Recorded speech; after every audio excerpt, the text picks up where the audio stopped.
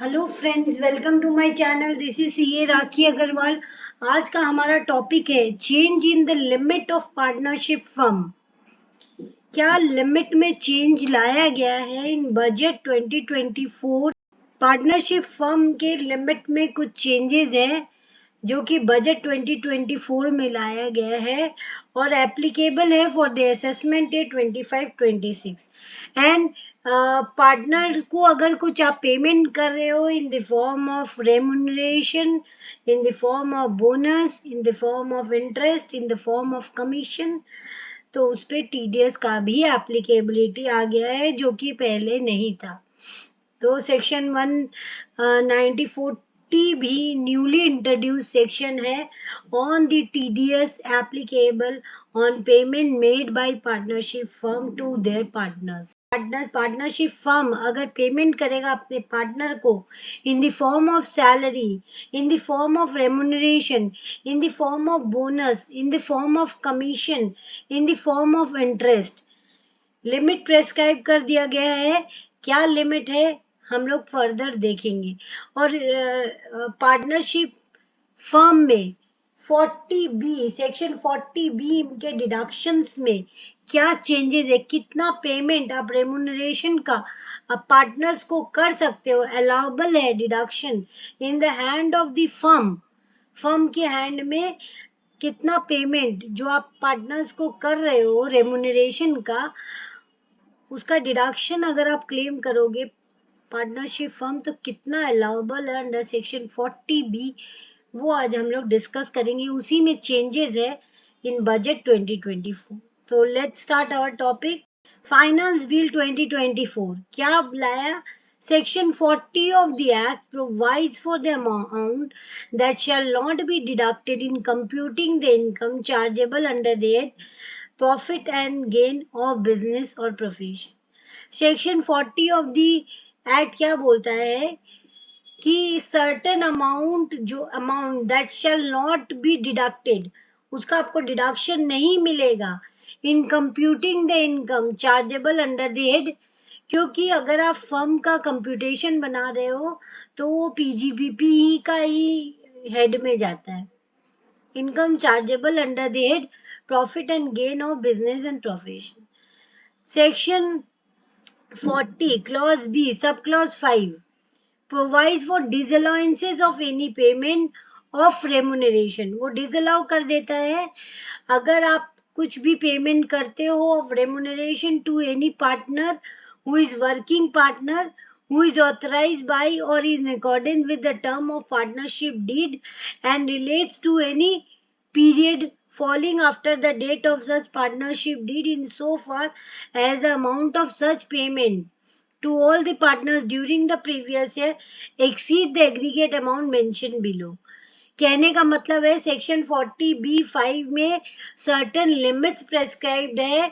अगर आप उस लिमिट से ज्यादा पेमेंट करोगे टू द पार्टनर्स तो वो डिसअलाउ हो जाएगा इन the hand of the firm और फर्म को उस पे टैक्स देना पड़ेगा। वो एक्सपेंसेस जो भी है वो डिसअलाउड हो जाएगा इन the hand of the firm और फर्म को उस पे टैक्स देना पड़ेगा। तो सर्टेन लिमिट्स आर प्रेस्क्राइब्ड और उस लिमिट तक ही आप अगर अपने पार्टनर को, पार्टनरशिप फर्म है तो अपने पार्टनर को पेमेंट करेगा तभी अलाउबल है। क्योंकि बहुत सारे पार्टनरशिप फर्म क्या करते थे कि अपने, अगर ये क्लॉज नहीं होता तो पार्टनरशिप फर्म अपना इनकम को जीरो दिखाता और जो भी इनकम आता वो पार्टनर्स डिस्ट्रीब्यूट कर लेते अपने में, तो पार्टनरशिप फर्म कोई टैक्स नहीं देता। इसीलिए यहाँ पे गवर्नमेंट ने एक लिमिट प्रेस्क्राइब कर दिया कि आप इस लिमिट तक ही रेमुनरेशन दिखाइए टू एनी पार्टनर। अगर आप इस लिमिट से ज्यादा दिखाते हो तो आपके फर्म के हैंड में डिसअलाउड हो जाएगा और उस पर टैक्स देना पड़ेगा फर्म को। Since the limit on allowability of remuneration to working partner was fixed, ये जो लिमिट था ये फिक्स्ड हुआ था 2010-11 में। अब जाके उसमें चेंजेस किया गया है बजट 2024 में, गवर्नमेंट ने उसमें चेंज लाया है। सिंस 2010-11 से यही लिमिट प्रेस्क्राइब था जो कि चला आ रहा था, which is too less for any working partner, and so to increase the limit the finance bill provides to make some changes in the slab compared. इसीलिए गवर्नमेंट ने क्योंकि ये लिमिट जो प्रेस्क्राइब था, ये लिमिट 2010-11 से चला आ रहा था, जो कि वर्किंग पार्टनर का रेमुनरेशन का लिमिट्स था, वो बहुत कम था. अब उसको बढ़ाया गया है bye budget 2024.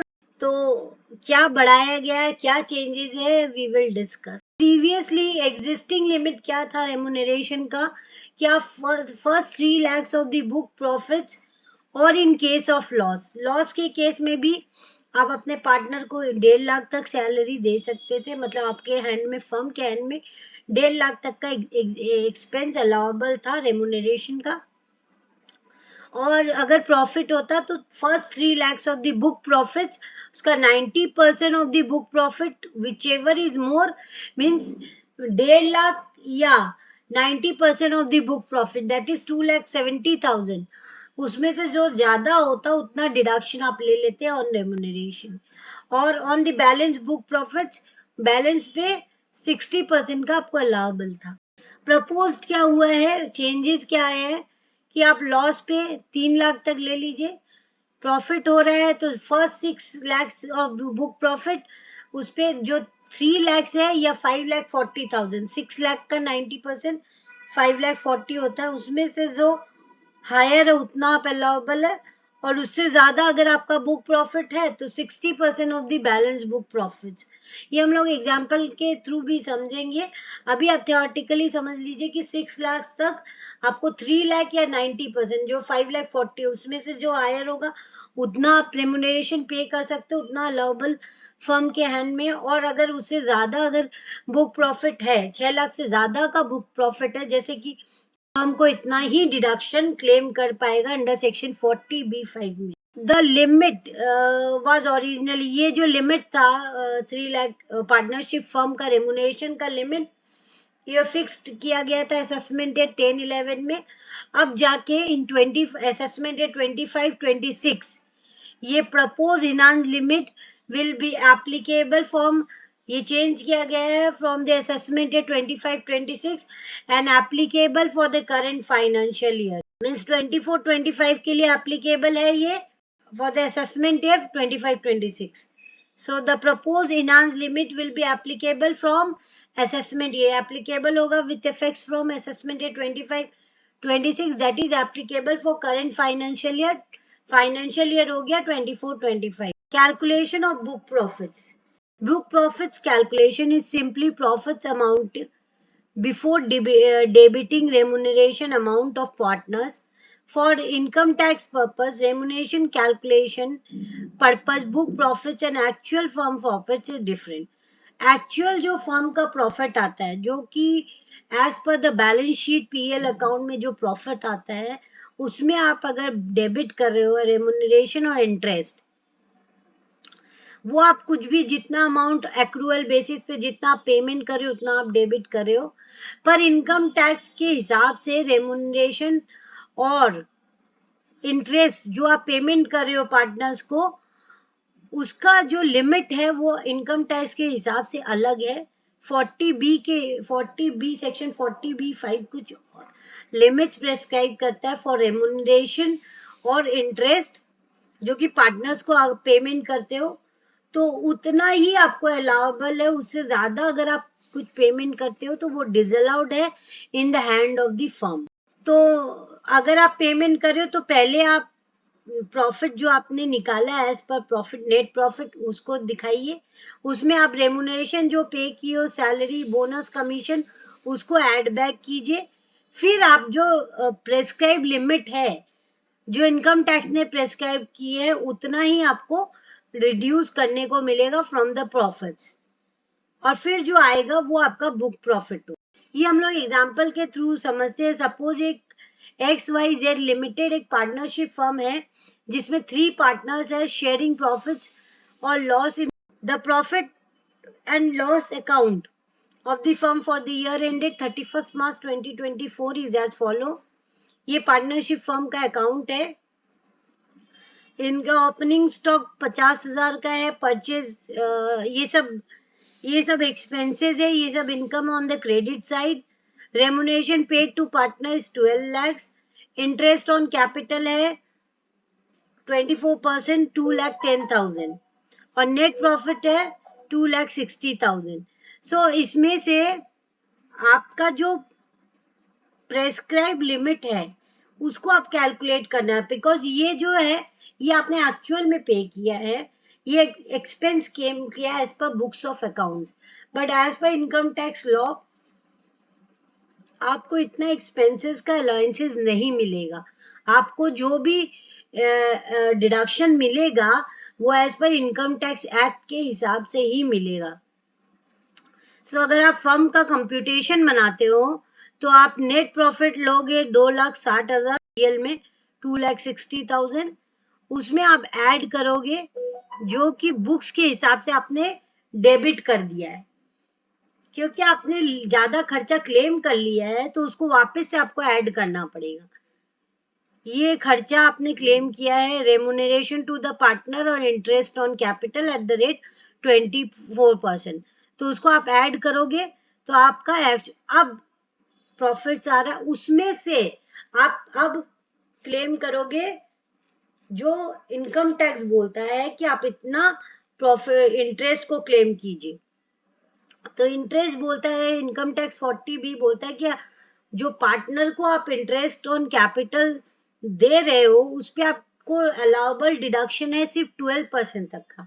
Even you are paying 24%, but हम लोग इनकम टैक्स 12% तक ही अलाउ करेगा। तो अगर ये इंटरेस्ट ऑन कैपिटल, देखिए ये इंटरेस्ट ऑन कैपिटल 24% है तो 12% इसका हाफ कर दीजिए, 1,05,000, तो उतना आपको अलाउ हो जाएगा।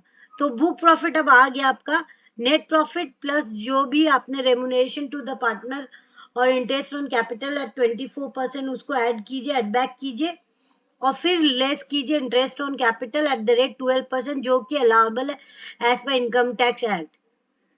तो कितना आ रहा है आपका बुक प्रॉफिट आ रहा है 15,65,000। अब आप इसमें से रेमुनरेशन टू द पार्टनर निकालेंगे, उसके बाद उसका डिडक्शन क्लेम करेंगे। तो remuneration of the partner as per the new law के हिसाब से first 6 lakhs of the book profit, ये बुक प्रॉफिट आपका निकल गया, ये आ गया आपका बुक प्रॉफिट 15,65,000। अब इसके फर्स्ट 6 lakhs पे आपको कितना 90% और 3 lakh whichever is higher, तो 6 lakhs का 90% 5,40,000, दोनों में से हायर 5,40,000 है। अब balancing on the balance book profit मतलब 5,65,000 माइनस 6 lakhs पे 9,65,000 पे आपको 60% का डिडक्शन मिलेगा, अलाउबल है, रेमुनरेशन अलाउबल है। तो इसका निकाल लीजिए 9,65,000 का 60%, तो 5,79,000 हो रहा है। तो टोटल अलाउबल रेमुनरेशन है in the firm hand, even the firm is paying more, but उन फर्म के हैंड में इतना ही अलाउबल है। 5,40,000 प्लस 5,79,000 इट बिकम्स 11,19,000, उतना आपको डिडक्शन मिल जाएगा बिकॉज एक्चुअल पेमेंट हुआ है रेमुनरेशन का 12 lakhs और as per income tax 40B के हिसाब से मैक्सिमम डिडक्शन आप क्लेम कर सकते हो 12 lakhs और 40B which ever is lower, तो 11,19,000 इज द लोअर, सो आप उतना ही क्लेम कर सकते हो। तो टैक्स 15,65,000 माइनस 11,19, तो 4,46,000 प्रॉफिट हो गया taxable income of the firm.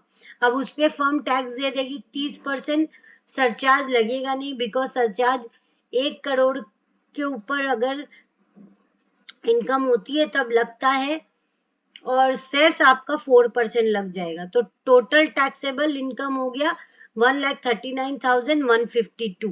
तो ये फर्म के हैंड में इतना टैक्सेबल हो गया 1,39,000, मतलब इस इनकम पे फर्म ने टैक्स दे दिया है। अब जब पार्टनर के हैंड में क्या होगा, tax liability in the hand of partner XYZ 3 partners are there, जो फर्म टैक्स दे चुकी है उसका शेयर ऑफ प्रॉफिट 3 पार्टनर में इक्वली डिवाइड होगा बिकॉज इक्वल प्रोपोर्शन में है।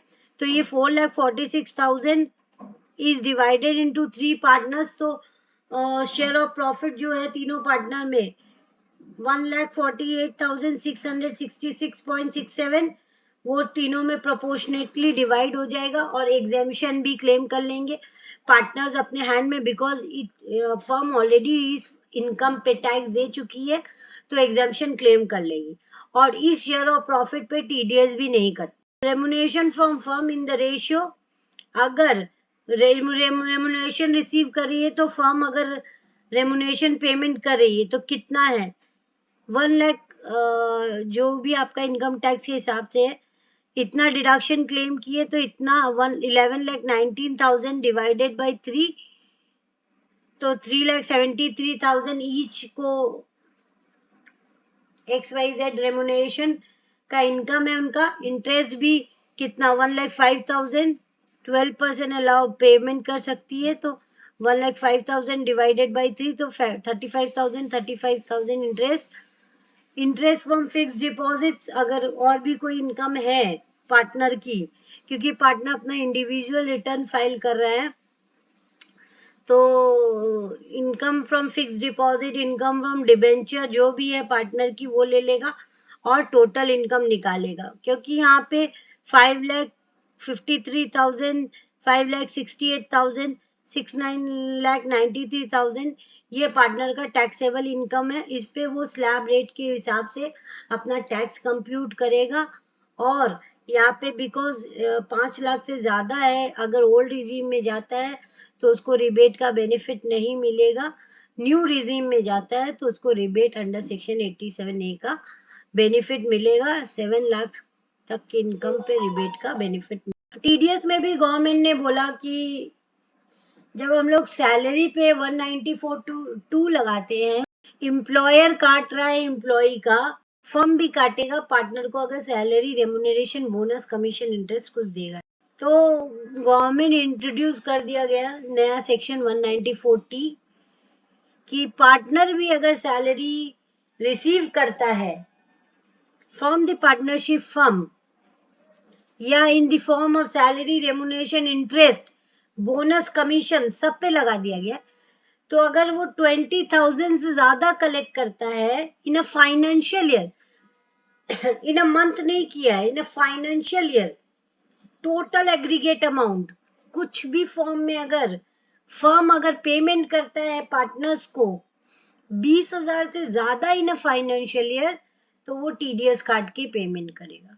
वही बोल रहा है presently there is no provision, पहले कोई प्रोविजन नहीं था कि आप डिडक्ट करो TDS on payment made to the partner in the form of salary, remuneration, interest, commission, partners को पार्टनरशिप फर्म ऐसे ही पेमेंट कर देती थी, कोई टीडीएस नहीं काटती थी।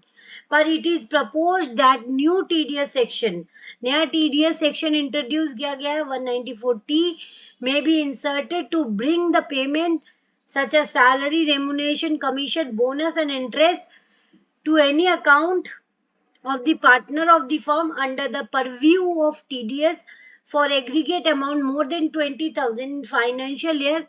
Applicable TDS rate will be 10%. The given amendment will be applicable from assessment year 26-27, financial year 25-26.